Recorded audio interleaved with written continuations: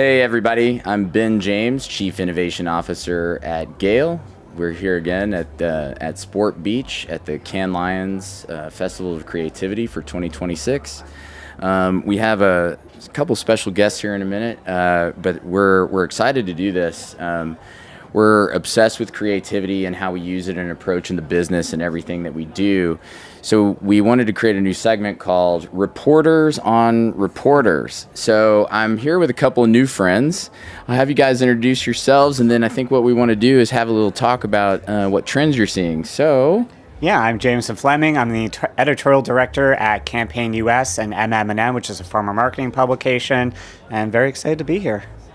And I'm Zac Wang. I lead international coverage for The Current outside of the US, actually. And likewise, very excited to chat. It's good to see you. We tune in to both of you and love to see where you show up in so many different places with hot takes and ideas about what's happening here. I think, Jameson, you've been coming for quite a while. Yeah, number 4 for me. Number 4 for you. Zac, first time. First time, yeah. First time for Zac. So we think it's really great to get your impressions on this. You know, there's so many different takes on like what's happening with the evolution of creativity. We were wondering your takes on how it's evolved, and then your takes on, you know, where you think it's going. Yeah, I mean, I've heard all can that we are entering into a brand renaissance, that in an AI sea of sameness, that brand is going to be potentially more important than ever. We've been having this brand versus performance pull and tug, and I think it's going to swing back to brand, but with the idea that it's got to work with your performance. And so I think a lot of creatives and marketers are excited about the fact that they matter more than they did over the past few years. I think some of that is, I think the data, I mean, the people I've spoken to, a lot of media and tech folks, they're talking about the data explosion from AI, obviously campaign data just exploding. But now it's about taking that data and like maybe infusing it into the campaigns. And I think AI, a lot of people are hoping that AI can help them do that a lot. So yeah, I don't think creativity is like going to go anywhere, you know, but it's obviously going to look different. I think that's what they're hoping, at least.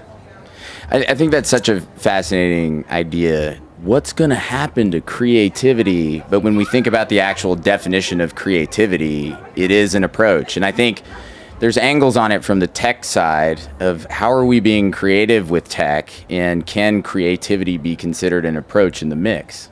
I think almost, if I may, the ultimate word I think came yesterday from Demis Hassabis at Google DeepMind. He was giving a talk at the Palais, and I found the location a bit, you know, not ironic, but interesting contrast, right? You're obviously the genius AI, you know, researcher, and you're in the center of creativity. And obviously, there's a lot of worry among creators about what AI is going to do to creativity. But he was saying, you know, I don't think we're there yet in terms of AI being able to really come up with a new idea. It's like we can remix, you know, we can riff on things, but he's like, artificial general intelligence just is not there yet. Maybe it'll get there, you know, but he's like, in the short term, people are kind of overhyping what's this going to do to the industry.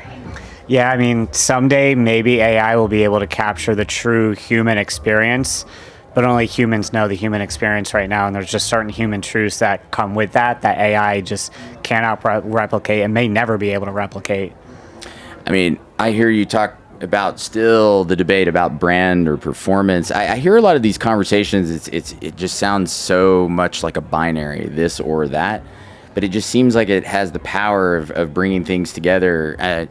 We recently, you know, we started thinking about like not just impressions, but where can we make connections in the community. But I know that you have a take that's a little bit like, well, this has very clearly become about ad tech versus. Do you have a little bit more? Yeah, I mean, this festival is clearly not about creativity once you leave the Palais. I mean, you see it in bits and pieces. You know, I think every venue is going to have some creative things, but it's all ad tech and platforms. You know, everything outside the Palais is about where do you spend your money for the most part. I think Sport Beach is a rare exception to that, but for the most part, it's about wooing you of where you're going to spend your money. I think, yeah, you can feel it. It's, you know, it's almost like brand and performance, it's quite visible, almost like brand is there, performance is here, and the activations, the nice beach, cabanas, whatever, it's all here, and it's almost like, where are the creatives, But then yesterday I went to the award show, and I think that's what makes Cannes different, and special, from other conferences. It is, the creativity is still here. It's just, a little bit to the side. Yeah. I mean, has there been anything in particular that's just totally surprised you about what has happened coming here for the first time? I wouldn't say. No, I think it's. I heard obviously it is that meeting right now of creativity and tech and media and stuff. So I guess seeing it play out, in the flesh, I think it really cements in my head that this is where advertising is right now. I mean, I think for me, the most surprising thing for me this week has been just how much people have talked about the Publicis pitch maxing video. There's a lot of upset people about Publicis calling out bad behavior in the industry when they are guilty of a lot of it. But I think what actually surprised me with that was I've heard a lot of people actually defending the message from other holding companies and independents, because there's one actor right now that Publicis was trying to subtly call out that I think everybody wants that company to stop its behavior. And so it was interesting to see other executives sort of be like, we don't love their method, but we actually agree with the message. So last question for you. We're going to try to break some news in any kind of way we got here. Is there one story idea that you're walking away with of like, oh, we gotta get that story into this industry right now? I don't know. Do you want to go first? I got to think about that. Yeah, I'm also.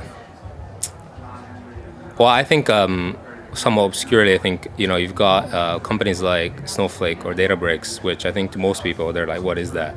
But actually they're massive. And I think you will never think of them as being crucial to marketers or to CMOs, but reality is, you're talking about that data, the trend of that data.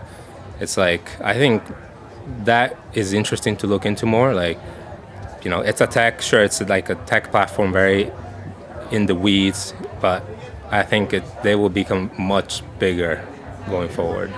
And I think for me, we've talked so much about how AI is going to just change how work is done. There hasn't been enough conversations about how AI will disrupt how brands compensate their agencies, because there's so much that comes with that. And I've had some of those discussions this week, but I think the industry just needs to be a lot more open to understand how brands think about it and how agencies want it to change, because they naturally need to stay in business, and this is disrupting the model. Agree, and we appreciate your interest in that exact subject. So thank you so much for doing this with us. We really appreciate it, and we've had a great time with you here, so thank you both. Thank you for having us. Thanks, everybody.